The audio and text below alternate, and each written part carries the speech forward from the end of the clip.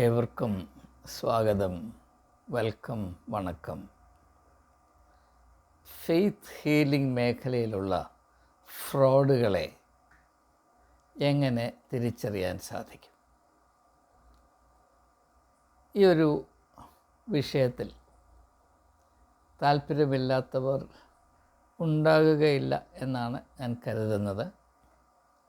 കേരളത്തിൽ പ്രത്യേകിച്ചും ലോകത്തെമ്പാടും വളരെയധികം അസത്യവും ഫ്രോഡും തിങ്ങി നിൽക്കുന്ന ഒരു മേഖലയാണ് ഫെയ്ത്ത് ഹീലിംഗ് അല്ലെങ്കിൽ മിറക്കിൾ ഹീലിംഗ്, അത്ഭുത രോഗശാന്തി എന്ന് പറയുന്ന ഈ മേഖല. അത്ഭുത രോഗശാന്തി നടക്കുന്നതിന് അത് ഒരു വലിയ പരസ്യത്തോടും വലിയ തയ്യാറെടുപ്പോടും അതിൻ്റെ സെറ്റിങ്ങൊക്കെ ശരിയാക്കി മനുഷ്യരിലൊരു പ്രത്യേകമായ വൈകാരികമായ അവസ്ഥ സൃഷ്ടിച്ച് അതിൻ്റേതായ വിധത്തിൽ വീണ്ടും വീണ്ടും ആവർത്തിക്കപ്പെടുമ്പോൾ അങ്ങനെയുള്ള ആ ഒരു പ്രസ്ഥാനത്തിനും പ്രക്രിയയ്ക്കും ഫെയ്ത്ത് ആവശ്യമില്ലെങ്കിലും ഫ്രോഡ് ആവശ്യമാണ്. അതുകൊണ്ട് പലപ്പോഴും ജനങ്ങൾ തള്ളിക്കയറുന്നത്, ഇരച്ച് കയറുന്നത് ഫെയ്ത്ത് ഹീലിംഗ് മിനിസ്ട്രിയിലേക്കാണോ അല്ല ഫ്രോഡ് ഹീലിംഗ് മിനിസ്ട്രിയിലേക്കാണോ എന്ന കാര്യത്തിൽ നന്നേ സംശയം നിലനിൽക്കുന്നുണ്ട്. ഈ ഒരു സാഹചര്യം പരിഗണിച്ചാണ് പറഞ്ഞറിയിക്കുവാൻ അല്പം ക്ലേശമുള്ള വിഷയം കൈകാര്യം ചെയ്യണമെന്ന് ഞാൻ തീരുമാനിക്കാൻ കാര്യം. എന്തുകൊണ്ടാണ് ഇത് പറഞ്ഞ് ഫലിപ്പിക്കാൻ ക്ലേശമുള്ളത് എന്ന് ഈ വീഡിയോയുടെ ഉള്ളടക്കം നിങ്ങൾ പരിഗണിക്കുമ്പോൾ താനെ മനസ്സിലായിക്കൊള്ളും. ഞാനായിട്ട് അത് കൂടുതൽ വിശദീകരിക്കേണ്ട ആവശ്യമില്ല. അപ്പം നമുക്ക് നമ്മുടെ വിഷയത്തിലേക്ക് നേരെ പ്രവേശിക്കാം.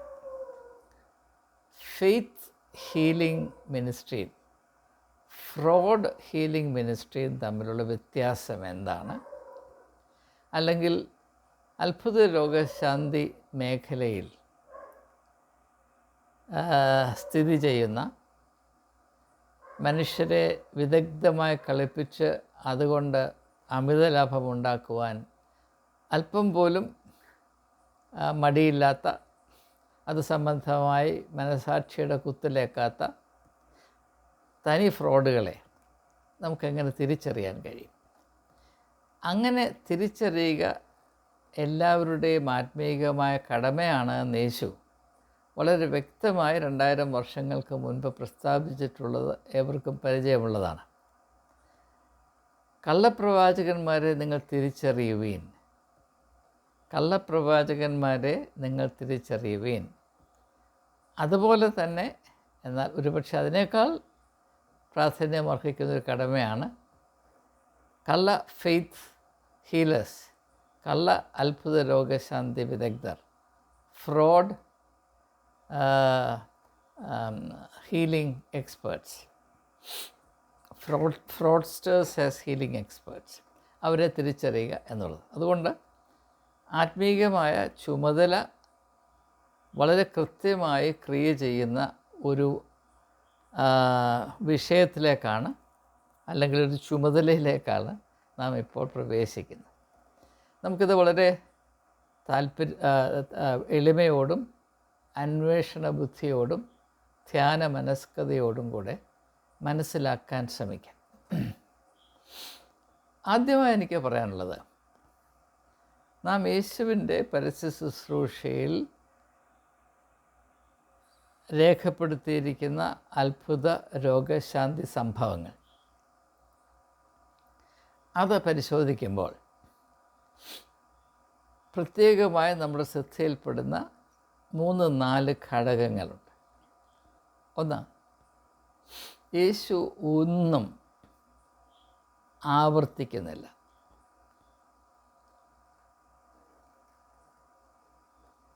അന്ധരായ 3 പേരെ യേശു സൗഖ്യമാക്കുന്ന ചിത്രീകരണം അല്ലെങ്കിൽ അങ്ങനെയുള്ള 3 സംഭവങ്ങൾ സുവിശേഷങ്ങളിൽ രേഖപ്പെടുത്തിയിട്ടുണ്ട്. ഈ 3 സംഭവങ്ങളും ഒന്ന് മറ്റതിൽ നിന്ന് വ്യത്യസ്തമാണ്. യേശു ഒന്നും ആവർത്തിക്കുന്നില്ല. അതിൻ്റെ അർത്ഥം ഒരു ഫോർമുലയും അനുസരിച്ചല്ല യേശു ഈ രോഗശാന്തി നൽകുന്നത് എന്നത് വ്യക്തമാണ്. So Jesus does not repeat himself. ഇത് വളരെ പ്രാധാന്യമർഹിക്കുന്ന കാര്യമാണ്. എന്തുകൊണ്ടാണ് എന്ന വീഡിയോയിൽ കൂടെ ഞാൻ വെളിപ്പെടുത്താൻ ശ്രമിക്കുന്നതായിരിക്കും. നിങ്ങൾ ദയവായി സഹകരിക്കണം. രണ്ടാമതായി നാം നോക്കുമ്പോൾ യേശുവിന് ഇങ്ങനെ രോഗശാന്തി നടത്തുന്നതിന് പ്രത്യേകമായി തിരഞ്ഞെടുത്ത ഒരു സ്ഥലമോ അതിൻ്റേതായ സന്നാഹങ്ങളോ ആവശ്യമില്ലായിരുന്നു. വഴിയരികിൽ വെച്ചാണെങ്കിൽ വഴിയരികിൽ, ഭവനങ്ങളിൽ വെച്ചാണെങ്കിൽ ഭവനങ്ങളിൽ, റോഡ് അരികിൽ വെച്ചാണെങ്കിൽ റോഡരികിൽ, യഹൂദന്മാരുടെ പള്ളിക്കകത്താണോ അതും പ്രശ്നമല്ല. ഇന്ന സ്ഥലത്തെ രോഗശാന്തി ശുശ്രൂഷ നടത്താൻ ഒക്കൂ, അവിടെ വന്നാൽ ശരിയാക്കി തരാം എന്ന ഒരു നിലപാട് യേശു ഒരിക്കലെങ്കിലും സ്വീകരിച്ചതായോ നടപ്പാക്കിയതായോ 4 സുവിശേഷങ്ങളിൽ നാം കാണുന്നില്ല. എത്ര ശ്രദ്ധയോടെ നിങ്ങൾ അന്വേഷിച്ചാലും കാണുകയില്ല. ഇതും വളരെ ശ്രദ്ധേയമാണ്. എന്തുകൊണ്ടാണ് എന്ന് അധികം താമസിയാതെ വെളിപ്പെട്ട് വരുന്നതാണ്. മൂന്നാമതായി നാം യേശുവിൻ്റെ അത്ഭുത രോഗശാന്തി, യേശുവിൻ്റെ രോഗശാന്തി ശുശ്രൂഷ പരിഗണിക്കുമ്പോൾ മനസ്സിലാക്കുന്നത്, യേശു ഒരു വിധത്തിലുള്ള പരസ്യവും ആഗ്രഹിച്ചില്ല എന്ന് മാത്രമല്ല അനുവദിച്ചില്ല. Publicity, Jesus shunned publicity strictly. ആർക്കെങ്കിലും രോഗശാന്തി വന്നു കഴിഞ്ഞിട്ട് യേശു അവനോട് പറയുന്നത്, നോക്കൂ, ഇത് നീ ആരോടും പറയരുത്. വളരെ ശ്രദ്ധേയമാണ്. നോക്കൂ, ഇത് നീ ആരോടും പറയരുത്. അങ്ങനെ പറയുന്ന ഏതെങ്കിലും ഒരു അത്ഭുത രോഗശാന്തി വിദഗ്ധനെ നിങ്ങൾ നമ്മുടെ കാലത്ത് കണ്ടിട്ടുണ്ടോ? എന്ന് മാത്രവുമല്ല, 1000 പേരോടിത് പറയണം, എൻ്റെ ഈ രോഗശാന്തി വേദിയിൽ തന്നെ ഒന്ന് സാക്ഷ്യം പറയണം, നിങ്ങൾ പറയുന്ന സാക്ഷ്യം നിങ്ങൾ അറിയാതെ നിങ്ങളുടെ അനുവാദത്തോടു കൂടെ റെക്കോർഡ് ചെയ്യുകയും അത് യൂട്യൂബിലിടുകയും ഫേസ്ബുക്കിലിടുകയും നിങ്ങൾക്കതുകൊണ്ട് നാണക്കേട് വരുന്നോ ഇല്ലയോ ഒന്നും പരിഗണിക്കാതെ അങ്ങനെ ഞങ്ങളുടെ പരസ്യം ഏറ്റവും കാര്യക്ഷമമായി മുൻപോട്ട് കൊണ്ടുപോകും, പരസ്യത്തിലാണ് ഞങ്ങളുടെ ജയം എന്ന ഒരു കാഴ്ചപ്പാടിലല്ലാതെ ഈ ഒരു മേഖലയിൽ പ്രവർത്തിക്കുന്ന ആളുകളെ ഇക്കാലത്ത് അത് കുറവെന്നല്ല, കാണാൻ സാധ്യമല്ല. നമുക്കറിയാം, സാധാരണ കൺവെൻഷനുകളിൽ പോലും ആളുകളെ കൂട്ടുവാനായി ഏറ്റവും ഫലപ്രദമായി ഉപയോഗിക്കുന്ന തന്ത്രമാണ് രോഗശാന്തി ശുശ്രൂഷ എന്നുള്ളത്. ഞാൻ കൺവെൻഷൻ പ്രസംഗിച്ച് നടന്ന കാലഘട്ടങ്ങളിൽ പലരും എന്നോട് പറഞ്ഞിട്ടുണ്ട്, ഇങ്ങനെ പ്രസംഗിച്ച് നടന്നാലും ആളുകളാരും തിരിഞ്ഞു നോക്കത്തില്ല, ഒരു രോഗശാന്തി ശുശ്രൂഷ കൊണ്ടൊന്നും ചുരുക്കി ചേർക്കാമെങ്കിൽ ജനം ഇരച്ച് കയറും എന്നാണ് എനിക്ക് ലഭിച്ചിട്ടുള്ള പല ആളുകളിൽ നിന്ന് ലഭിച്ച ഉപദേശം.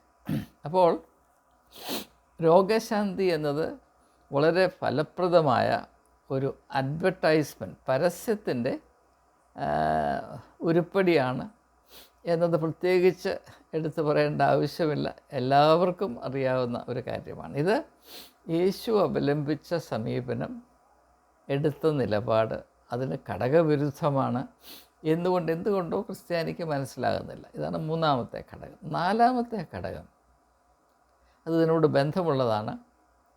യേശു ഏതെങ്കിലും ഒരു രോഗശാന്തി ശുശ്രൂഷ നടത്തിയിട്ട് അതിൻ്റെ ഫലമായി 4 ചില്ലിക്കാശ് കൈപ്പറ്റിയതായി നിങ്ങൾക്ക് 4 സുവിശേഷങ്ങൾ പരതി വായിച്ച് നോക്കിയാൽ കാണാൻ കഴിയുകയില്ല. എന്ന് മാത്രവുമല്ല, ഇങ്ങനെയുള്ള കാര്യങ്ങൾ കൊണ്ട് നിങ്ങൾ ലാഭമുണ്ടാക്കരുത്.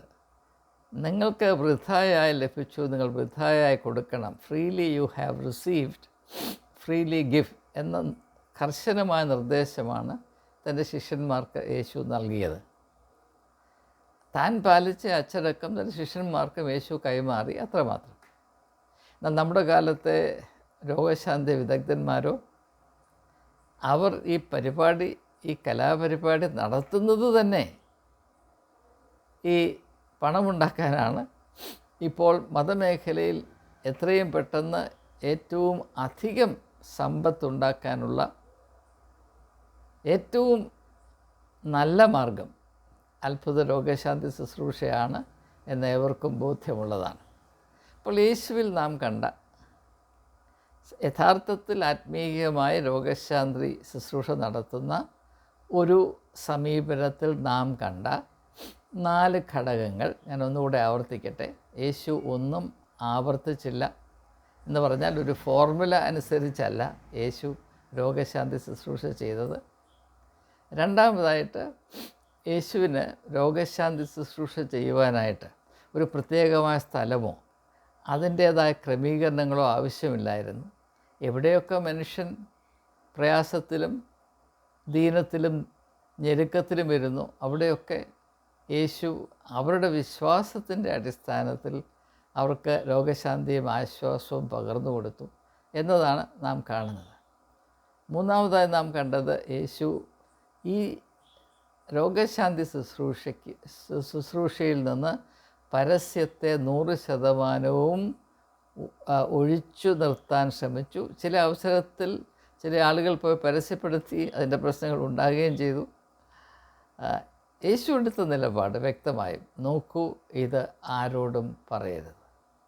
നാലാമതും അവസാനവുമായി നാം കണ്ടത്, യേശുവിന് ഈ ശുശ്രൂഷയിൽ കൂടെ പണമുണ്ടാക്കാമെന്നും പെട്ടെന്ന് ധനികനാകാമെന്നും യാതൊരു താല്പര്യവുമോ ചിന്തയോ ഇല്ലായിരുന്നു എന്നത് ഈ 4 ഘടകങ്ങൾ മനസ്സിൽ വെച്ചുകൊണ്ട് നമുക്ക് നമ്മുടെ ഇടയിൽ നടക്കുന്ന ഈ അത്ഭുത രോഗശാന്തി ശുശ്രൂഷയും അതിൽ പ്രവർത്തിക്കുന്ന വീരപുരുഷന്മാരെയും, ഇപ്പോൾ സ്ത്രീകളും കടന്നു വരുന്നുണ്ട്, അവരുടെ സമീപനത്തെ അല്പമൊന്ന് മനസ്സിലാക്കാൻ ശ്രമിക്കാം. ഇനിയുമാണ് ക്ലേശമേറിയ ഒരു വശത്തേക്ക് നാം പ്രവേശിക്കുന്നത്. ഞാനിത് മുൻകൂറായി പറയുന്നത്, നിങ്ങൾ നന്നേ ശ്രദ്ധിച്ചില്ല എങ്കിൽ ഞാൻ പറയാൻ ഉദ്ദേശിക്കുന്ന കാര്യങ്ങൾ വേണ്ടതുപോലെ വ്യക്തമായി മനസ്സിലാക്കാൻ കഴിഞ്ഞില്ല എന്ന് വരും. അത് നിങ്ങളുടെ പ്രശ്നം മാത്രമല്ല, എൻ്റെ പരിമിതി എനിക്ക് നന്നേ അറിയാവുന്നതുകൊണ്ട് ഞാൻ സൂചിപ്പിക്കാം. നമുക്ക് ആദ്യമായി നോക്കാം. യേശു ഒന്നും ആവർത്തിച്ചില്ല. എന്നാൽ നമ്മുടെ ഇടയിൽ ഓരോ രോഗശാന്തി വിദഗ്ധരും അവരുടേതായ ട്രിക്കുകളുണ്ട്. നിങ്ങൾ ശ്രദ്ധിച്ച് കാണും. ഇപ്പോൾ ബെനിഹിൻ എന്ന് പറയുന്നൊരു ഉണ്ടായിരുന്നു. അദ്ദേഹം തനിച്ചും ഫ്രോഡാണെന്ന് പിന്നെ വെളിപ്പെട്ടു വന്നു. അദ്ദേഹം ക്ഷമ ചോദിച്ചു. എന്നാൽ അത് സംഭവിക്കുന്നതിന് മുമ്പ് ശതകോടികൾ അദ്ദേഹം കൊയ്തെടുത്തു. അദ്ദേഹത്തിൻ്റെ 2 ജംബോ ജെറ്റ്സ് ബോയിങ് 747 ഉണ്ടായിരുന്നു. അതിനായിരുന്നു അദ്ദേഹം യാത്ര ചെയ്തുകൊണ്ടിരുന്നത്. ഒന്ന് അല്ലെങ്കിൽ മറ്റൊന്ന്, അങ്ങനെ എപ്പോഴും തയ്യാറാണ്. ഫ്രോഡുകൾക്ക് വലിയ ലാഭമുണ്ടാക്കുവാൻ ഏറ്റവും നല്ലൊരു കാലഘട്ടമാണ് ഇത് എന്ന് പ്രത്യേകം നമുക്കറിയാവുന്ന കാര്യമാണ്. അപ്പോൾ അദ്ദേഹത്തിന് അങ്ങനെ ഒരു ട്രിക്കുണ്ട്. എന്താണ്? ആളുകളെ തള്ളിയിടുക. അദ്ദേഹത്തിന് വലിയ ഏതോ അഭൗമമായ സൂപ്പർ നാച്ചുറലായ കഴിവുണ്ട് എന്ന് ജനങ്ങളെ ബോധ്യപ്പെടുത്തുന്നത് അദ്ദേഹത്തിന് അടുത്താര് നിന്നാലും അദ്ദേഹം തള്ളിയിടും. ഡിക്കൻസിൻ്റെ ഒരു നോവലിൽ, അത് ഒളിവർ ട്വിസ്റ്റ് എന്ന് പറയുന്ന നോവലിൽ, ഒളിവറിനെ ശിക്ഷിക്കുമ്പോൾ അവരൊരു കുറ്റകൃത്യം ചെയ്തു എന്ന് പറയുന്നു. കുറ്റകൃത്യമല്ല, പക്ഷേ അങ്ങനെ അധികാരികളുടെ കണ്ണിൽ നോക്കിയപ്പോൾ അവൻ കുറ്റവാളിയാണ്. കുറ്റം ഇത്രയേ ഉള്ളൂ, എനിക്ക് ഇച്ചിരൂടെ കഞ്ഞി തരാമോ എന്ന് ചോദിച്ചു. അതൊരു വലിയ കുറ്റമാണ്. അപ്പോൾ അവൻ്റെ കഴുത്തിൽ കെട്ടിത്തൂക്കുന്ന ഒരു പരസ്യമുണ്ട്. എന്താണ്? സൂക്ഷിക്കുക, ഇവൻ കടിക്കും. സൂക്ഷിക്കുക, ഇവൻ കടിക്കും എന്ന് പറഞ്ഞാൽ അവൻ ഡേഞ്ചറസ് ആണ് എന്നാണ്. അപ്പോൾ ആളുകൾ പിന്നെ മാറി നിൽക്കണം. അപ്പം അതുപോലെ ഇദ്ദേഹത്തിൻ്റെ കഴുത്തിൽ തൂക്കിയിടേണ്ട ഒരു നോട്ടീസാണ്, സൂക്ഷിക്കുക, ഇവൻ തള്ളിയിടും. പക്ഷേ ലോകത്തെ അനേക രാജ്യങ്ങളിലുള്ള ആളുകൾ, വിശ്വാസികൾ എന്ന് പറയുന്ന ആളുകൾക്ക് അദ്ദേഹം തള്ളിയിട്ടാൽ അദ്ദേഹം ദൈവമാണെന്നോ അല്ലെങ്കിൽ ദൈവപുരുഷനാണെന്നോ. എന്നാൽ ആരെങ്കിലും ഒന്ന് പറയണ്ടേ, പ്രിയപ്പെട്ട ബെനിഹിൻ സാറേ, തെള്ളിയിടുന്നതിനേക്കാൾ എത്രയോ നല്ലതാണ് വീണ് കിടക്കുന്നവരെ ഒന്ന് എഴുന്നേൽപ്പിച്ച് നിർത്താൻ. അത് താങ്കളെ കൊണ്ട് കഴിയുമോ? കഴിയില്ല. നിൽക്കുന്നവരെ തള്ളിയിടാൻ കഴിയും. ഇത് വെറും ഹിപ്നോട്ടിസമാണ് എന്ന് അത്രമാത്രമെങ്കിലും തിരിച്ചറിയുവാൻ ക്രിസ്ത്യാനിക്ക് കഴിയണം, വിശ്വാസിക്ക് കഴിയണം. ഇത് വെറും തേർഡ് റേറ്റ് ഹിപ്നോട്ടിസമാണ്. നിങ്ങൾക്ക് ഒരു ദിവസം കൊണ്ട് പഠിക്കാവുന്ന ഒരു ട്രിക്കാണിത്, വേറെ ഒന്നും ഇതിനകത്തില്ല. പക്ഷെ അത് വരുമ്പോൾ, ഒന്ന് വീണ് കഴിയുമ്പോൾ, അല്ലെങ്കിൽ 10 പേര് ഇദ്ദേഹത്തിൻ്റെ സവിധെ വീണ് തുരുതുരാന്ന് ചക്ക വെട്ടിയിടുന്ന പോലെ വീണ് കഴിയുമ്പോൾ ആളുകളുടെ ഉള്ളിലൊരു വലിയ ഒരു അനുഭൂതിയാണ്, ഇവൻ ഏതാണ്ട് ഭയങ്കര സംഭവമാണ് എന്ന് തോന്നുകയും ആ വൈകാരികമായ അവസ്ഥയെ ഏതെങ്കിലും വിധത്തിൽ പ്രയോജനപ്പെടുത്താൻ ശ്രമിക്കുകയും ചെയ്തു. അത് അദ്ദേഹത്തിൻ്റെ ഒരു ട്രേഡ് മാർക്കായിരുന്നു. നമുക്കറിയാം, കേരളത്തിൽ ചിലർ എന്താ പറയുന്നത്, തൂവാല ബനിഹിൻ തെള്ളുമ്പോൾ വീഴുന്നു. കേരളത്തിലെ വിദഗ്ധന്മാർ തൂവാല വീശിയാൽ വീഴും. അത് അവരുടെ ഒരു ട്രിക്കാണ്. അങ്ങനെ പല. അപ്പോൾ ഇത് ആ ഒരേ ട്രിക്ക് മാത്രം അവർ ആവർത്തിച്ചു കൊണ്ടേയിരിക്കും. മാത്രവുമല്ല, അതിനേക്കാൾ പ്രധാനപ്പെട്ട കാര്യം, അവർ രോഗശാന്തി നടത്തുവാനായി ഉപയോഗിക്കുന്ന പ്രക്രിയ 100% ആവർത്തനമായിരിക്കും.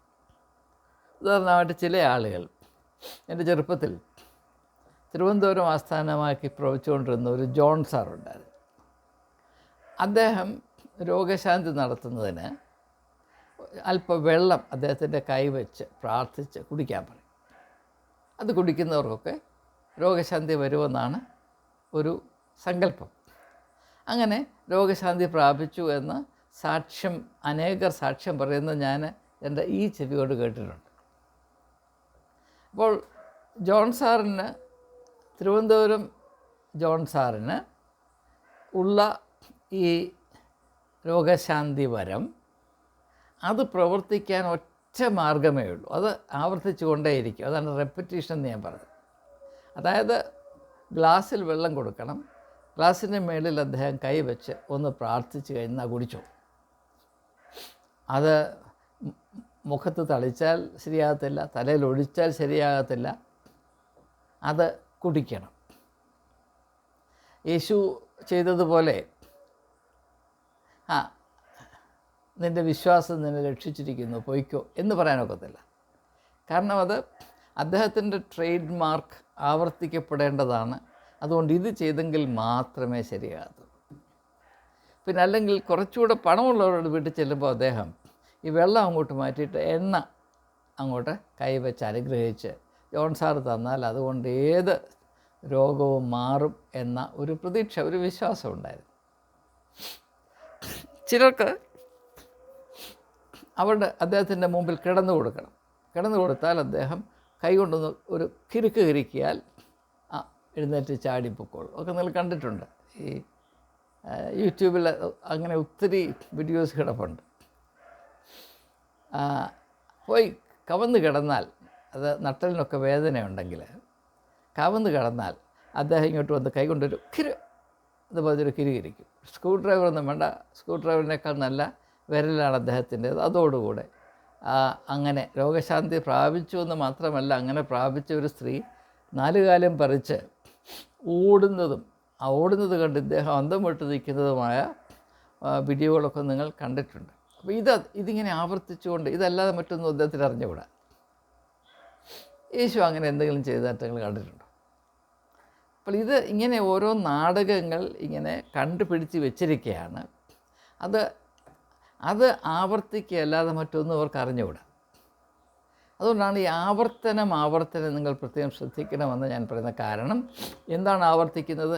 ഓരോരുത്തരും തല പുകഞ്ഞ് ആലോചിച്ച് അവരുടെ ഇമാജിനേഷൻ, കാൽപ്പനിക ശക്തി, ഇമാജിനേഷൻ, കാൽപ്പനികതയാണോ വാക്കെന്ന് എനിക്കറിയില്ല, അതായത് ഇമാജിനേഷൻ നന്നായി ഉപയോഗിച്ച് അവർക്കായി മാത്രം കണ്ടുപിടിച്ച് വച്ചിരിക്കുന്ന പേറ്റൻ്റായിട്ടുള്ള ഒരു ട്രിക്കാണിത്.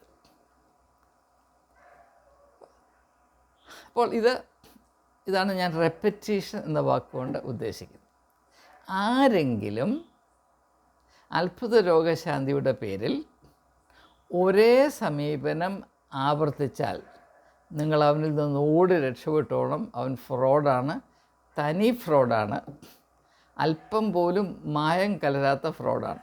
സംശയം അല്പം പോലും വേണ്ട. യേശുവിൻ്റെ സമീപനത്തിൽ നിങ്ങൾക്ക് ഇങ്ങനെ ഒരു പാറ്റേൺ കാണാൻ കഴിയുകയില്ല. നിങ്ങൾ 4 സുവിശേഷങ്ങൾ വായിച്ചു നോക്കിക്കോളൂ.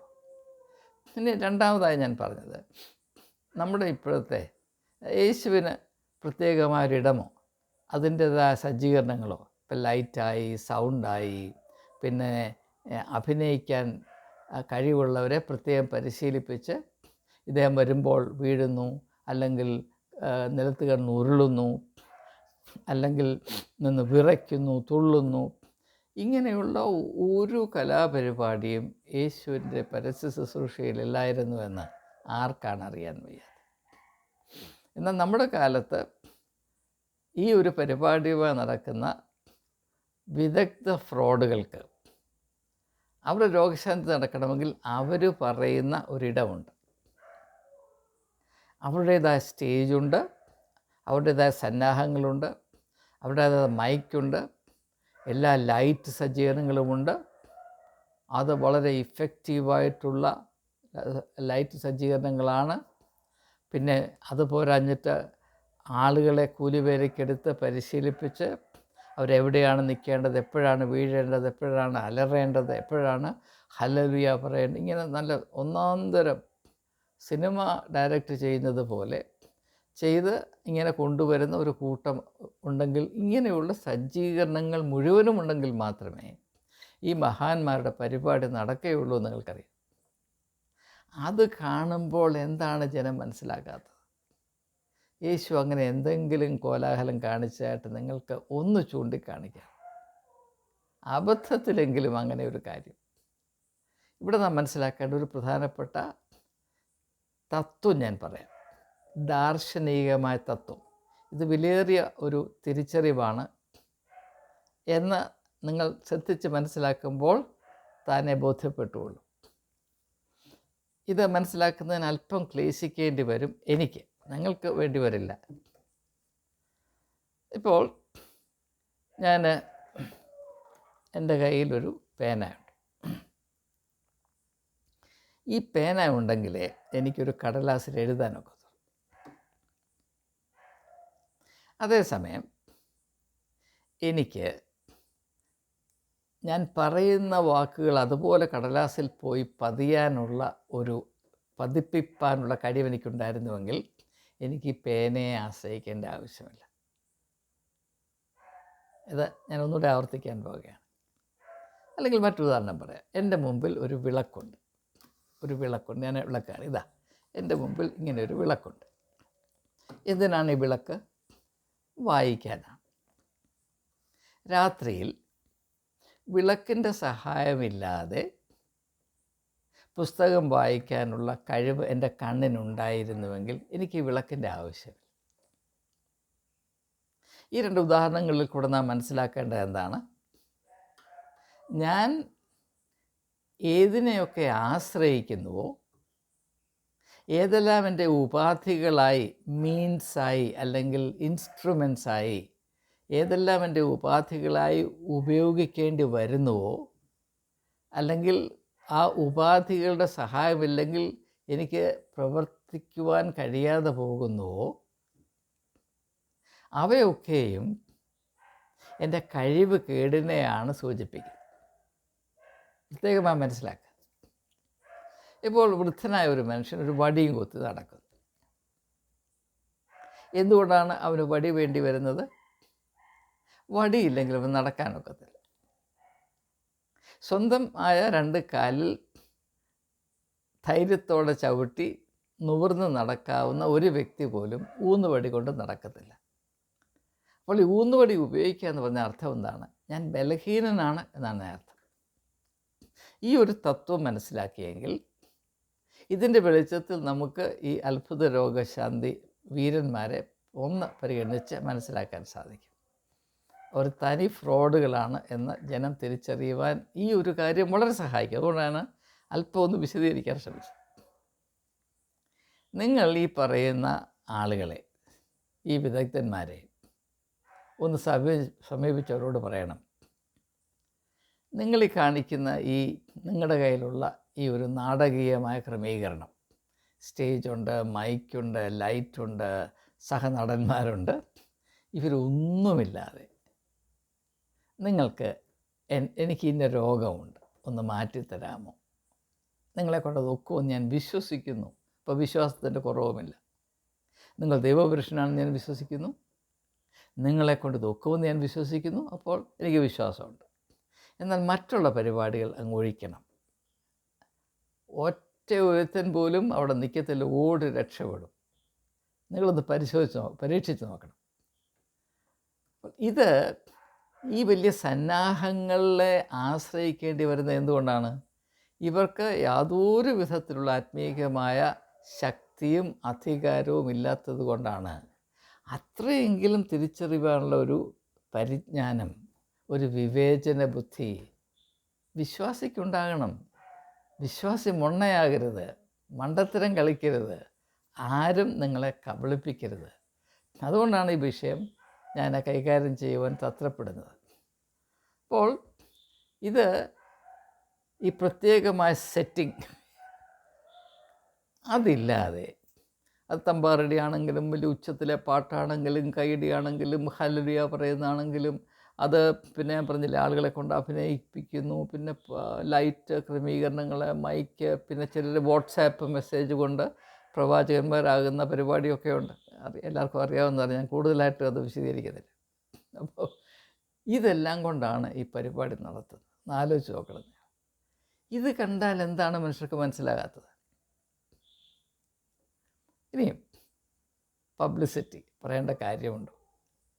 ഈ പബ്ലിസിറ്റി എന്ന് പറയുന്നത് അതിനകത്തൊരു മർമ്മമുള്ളതുകൊണ്ട് ഞാൻ അല്പം ഒന്ന് വിശദീകരിക്കാൻ പോവുകയാണ്. നമുക്കറിയാം, ഇൻഡസ്ട്രി, വ്യവസായ മേഖലയിൽ പരസ്യം വളരെ അധികം ഉപയോഗിക്കപ്പെടുന്നുണ്ട്. ഇപ്പം നമുക്ക് വ്യവസായ മേഖലയിലെ ഒരു അംശമായ ഡ്രഗ് ഇൻഡസ്ട്രി, ഒരു മരുന്ന്, ഉദാഹരണമായിട്ട് കോവിഡ് വന്നാൽ ചികിത്സിക്കാൻ ഒരു പുതിയ മരുന്ന് കണ്ടുപിടിക്കുന്നു എന്ന് വിചാരിക്കും.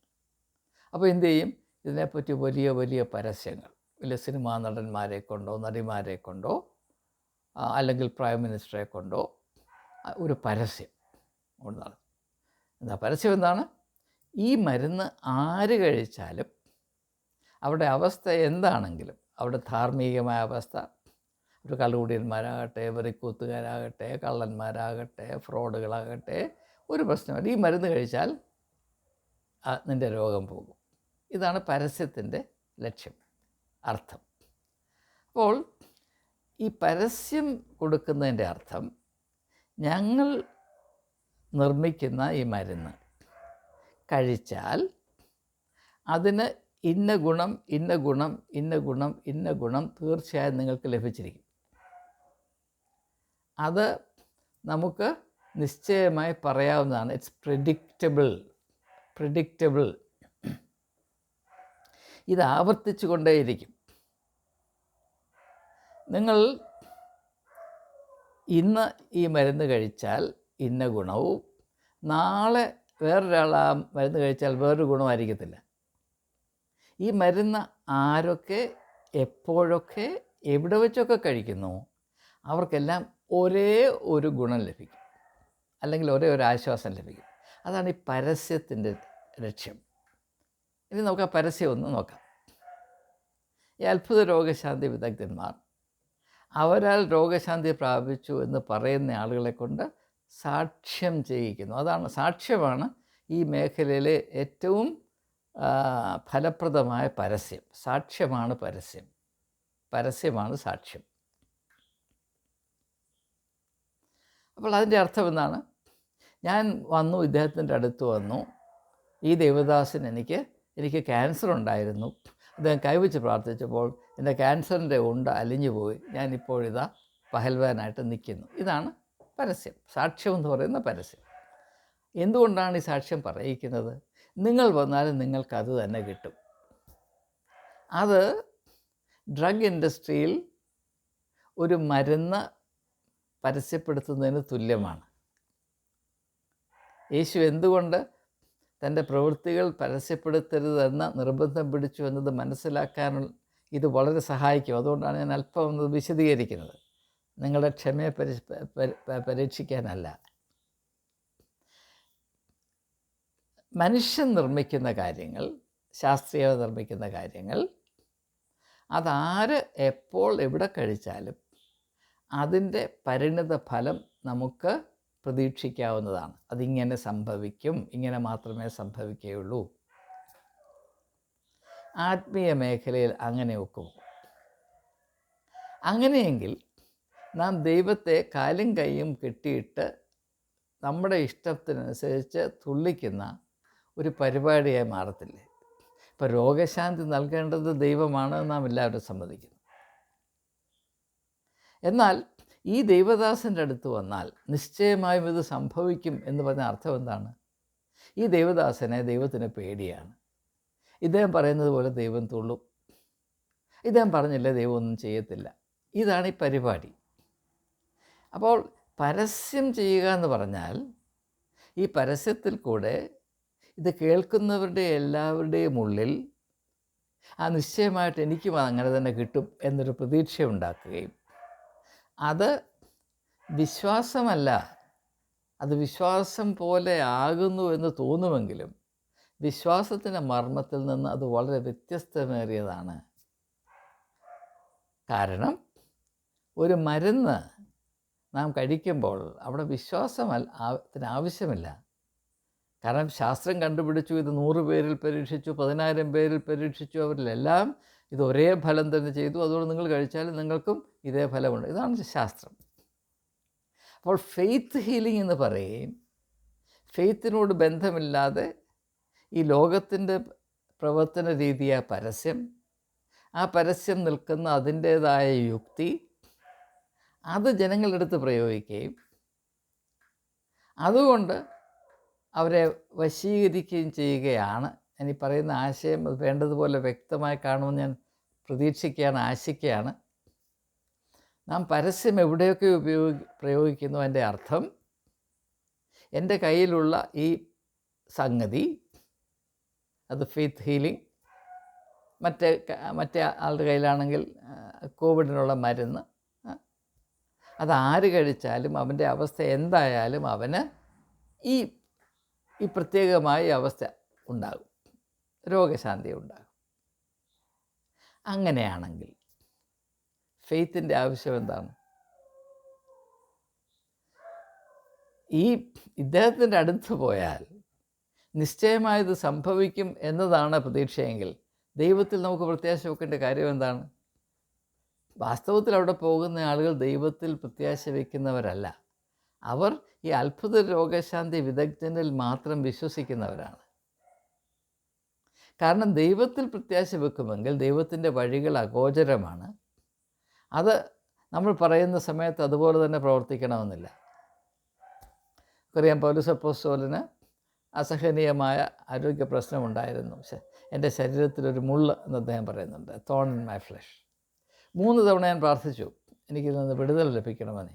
3 തവണയും എനിക്ക് ഉത്തരം കിട്ടി, എൻ്റെ കൃപ നിനക്ക് മതി. അങ്ങനെയുള്ള ഒരു പരിപാടി കൊണ്ട് ഒരു അത്ഭുത രോഗശാന്തി നടത്തി വിജയിക്കാറുള്ളൂ. ഇതാണ് ഞാൻ പറയുന്നത്. ഇപ്പോൾ ഞാനൊരു മരുന്ന് കണ്ടുപിടിച്ചു. അപ്പോൾ അതിൻ്റെ പരസ്യത്തിൽ ഞാൻ പറയുകയാണ്, ഇത് കഴിക്കുന്നവർക്ക് ചിലപ്പോൾ വല്ല ഗുണവും കിട്ടും, അതൊന്നും പറയാനൊക്കത്തില്ല. ഒന്നും കിട്ടിയില്ലെങ്കിൽ എൻ്റെ കൃപ നിങ്ങൾക്ക് മതി എന്ന് പറഞ്ഞാൽ ആരെങ്കിലും ഇത് കൈപ്പറ്റുമോ? നിങ്ങളൊന്ന് ആലോചിച്ച്. അപ്പോൾ ഈ വിദഗ്ധർ ചെയ്യുന്നത് ഫെയ്ത്ത് ഹീലിംഗ് എന്നൊക്കെ പറയും, വിശ്വാസാധിഷ്ഠിതമായ അത്ഭുത രോഗശാന്തി വിടുതൽ എന്നൊക്കെ പറയുമെങ്കിലും ഇത് പ്രവർത്തിക്കുന്നത് ലൗകികമായ മർമ്മത്തിൽ കൂടെ മാത്രമാണ് എന്നത് വിശ്വാസജനം വേണ്ടതുപോലെ തിരിച്ചറിയുന്നില്ല. കാരണം ഇങ്ങനെയുള്ള കാര്യങ്ങൾ വസ്തുനിഷ്ഠമായി ചിന്തിക്കുവാൻ ആരെയും പരിശീലിപ്പിക്കുന്നില്ല. അതുകൊണ്ട് തന്നെയാണ്. പിന്നെ അവസാനമായി നമുക്കറിയാം, പണം. ആ ഒറ്റ കാര്യം മതി, ഇതെല്ലാം ഫ്രോഡുകളാണ്. ആരെങ്കിലും യേശുവിനെ കൊണ്ട്, യേശുവിൻ്റെ പേര് പറഞ്ഞ് ദൈവത്തിൻ്റെ നാമം വൃഥാ എടുത്ത് പണക്കൊഴുപ്പ് പ്രാപിക്കുന്നുവെങ്കിൽ, അമിതലാഭമുണ്ടാക്കുന്നുവെങ്കിൽ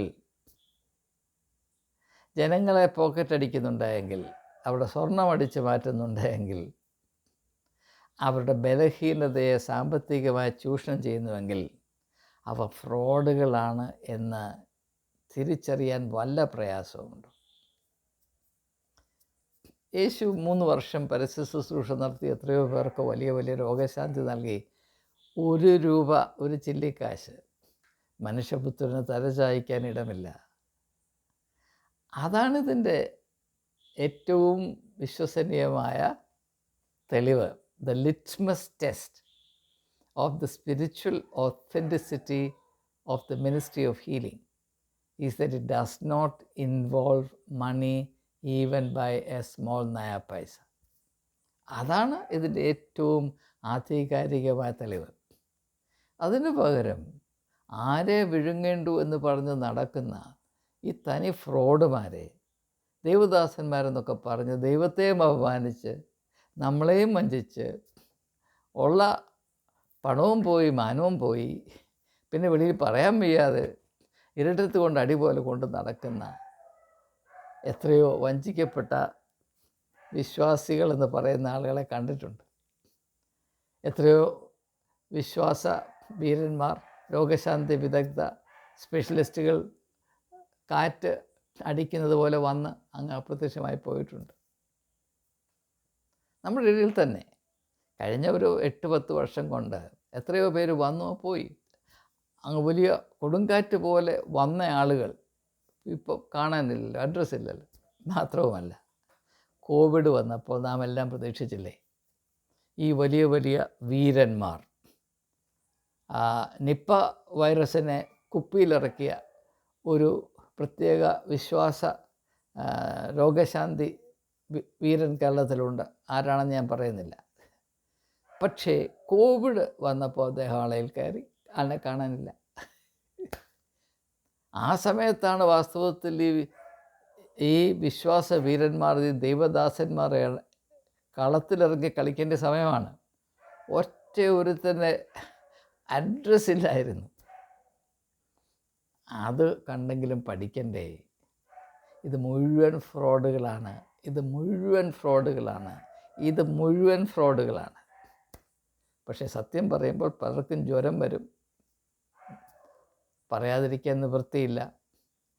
നിങ്ങൾ വഞ്ചിക്കപ്പെടാതിരിക്കേണ്ടതിന് ആരെ വിഴുങ്ങേണ്ടു എന്ന് പറഞ്ഞ് ഊടാടി നടക്കുന്ന ഈ ദൈവദാസന്മാരിൽ നിന്ന് നിങ്ങൾ സംരക്ഷിക്കപ്പെടേണ്ടതിന് മാത്രം എൻ്റെ മനസ്സിൽ ഉദിച്ചു വന്ന ചില ചിന്തകൾ വളരെ അനൗപചാരികമായി ഒരു ചെറിയ സംഭാഷണം എന്ന നിലയിൽ ഞാൻ നിങ്ങളുമായി പങ്കിട്ടിരിക്കുന്നു. ഇനിയും ഈ രക്തത്തിൽ എനിക്ക് പങ്കില്ല. നിങ്ങളെ ആരും വഞ്ചിക്കാതിരിപ്പാൻ സൂക്ഷിച്ചുകൊള്ളുകയും.